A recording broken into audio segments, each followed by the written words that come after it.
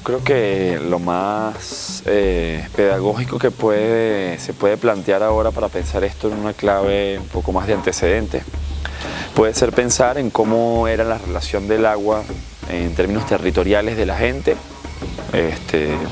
Ubiquémonos, por supuesto, un término más reciente, 150 años atrás. Había un contexto de opresión colonial, pero digamos lo que quisiera resaltar ahora es que había una relación más de cercanía entre la gente, el territorio y las fuentes de agua, ¿no? Para decirlo de una forma muy resumida, sabemos que hay una irrupción del desarrollo de la modernidad capitalista muy particular en Venezuela, que generó un proceso de urbanización muy acelerado, muy abrupto, que fue rompiendo dos cosas esenciales para entender lo que está pasando ahora. Una es precisamente esta relación territorial que existía, de mayor cercanía y un metabolismo social, digamos, una intensidad del uso del agua mucho más, digamos, armonioso con la naturaleza. Eso se rompe, ¿no? Y se va a configurar entre las décadas del año 20 y el año 60 una nueva modalidad de territorialización del país, con una concentración urbana muy fuerte que rompe esta territorialidad y que va a configurar unos cinturones urbanos muy densamente poblados, con una intensidad de consumo muy alta, que van a estar realmente alejados de las fuentes principales del agua. Si ustedes ven, por ejemplo, siempre lo cito, el ejemplo de Camatagua, que es un embalse importante para Caracas, lo lejos que está de la ciudad, y de las grandes ciudades suelen estar lejos de sus principales fuentes de agua.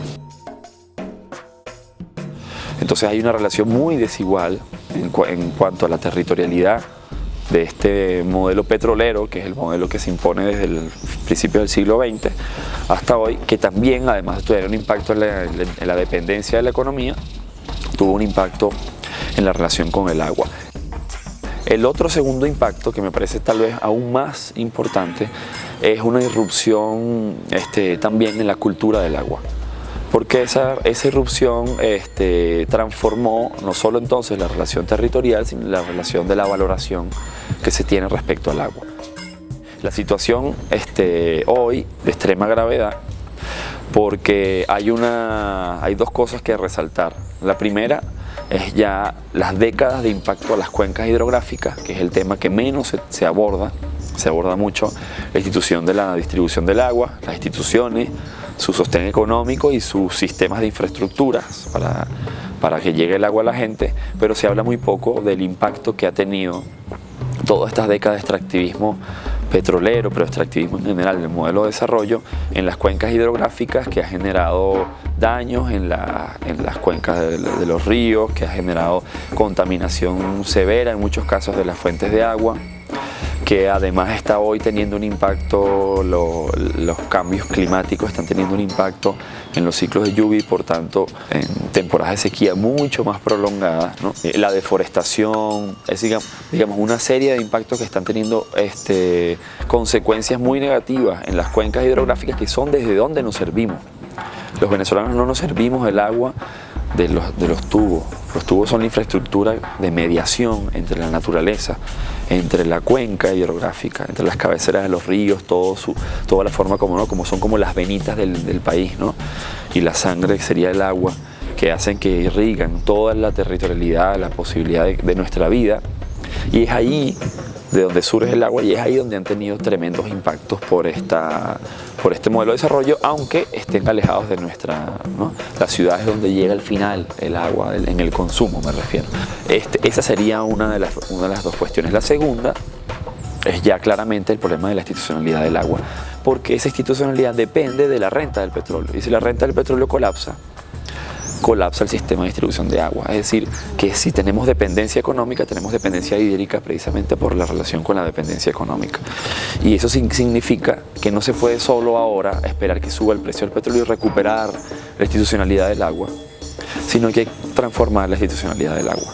Hay que transformar la territorialidad, la relación cultural, la forma de gestión, y hay que descentralizarla. Y eso es una cosa tan importante como inclusive cambiar toda la relación que tenemos con el territorio, la economía y el acceso a los bienes comunes. Entonces, estamos ante una situación que parece que solo se solventara con un cuestionamiento radical del modelo de desarrollo y que no podemos tampoco pensarlo solo desde Venezuela, porque esto tiene impacto regional y esto tiene impacto global, ¿no? Tenemos que incluso ir acorde a de los discursos más profundos que tienen que ver con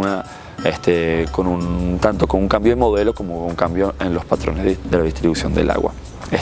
Eso por último pasa por analizar el rol social de la población respecto al agua, porque eso significa ya que no podemos seguir pensando en una población pasiva y solamente usuarios del agua, sino gestores de cuencas, gestores participantes directos del ciclo del agua. Y eso no solo como un proyecto futuro, sino inclusive la forma en la cual la participación de la gente para una salida del problema es también importante. No es solo como en el futuro pueden gestionarla, sino como una salida del problema la gente puede participar. Eso pasa por crear más conciencia y organización social respecto al agua, pero por el otro lado, tomar en cuenta que hoy en día prácticamente todos los conflictos ambientales que vemos en el país tienen de una u otra forma que ver con el agua. Y esas son comunidades, pueblos que están defendiendo lo que el sistema extractivista agrede en relación al agua, o que lo que el sistema extractivista hoy, como un extractivismo predatorio, este extractivismo de la crisis, no solo agrede sino depreda respecto al agua. Este apoyo social a estas comunidades en lucha, a estos pueblos en lucha, que son también indígenas, campesinos, pero también comunidades barriales de las ciudades, es muy importante porque son los que están tratando de parar que el extractivismo avance en la frontera del agua también.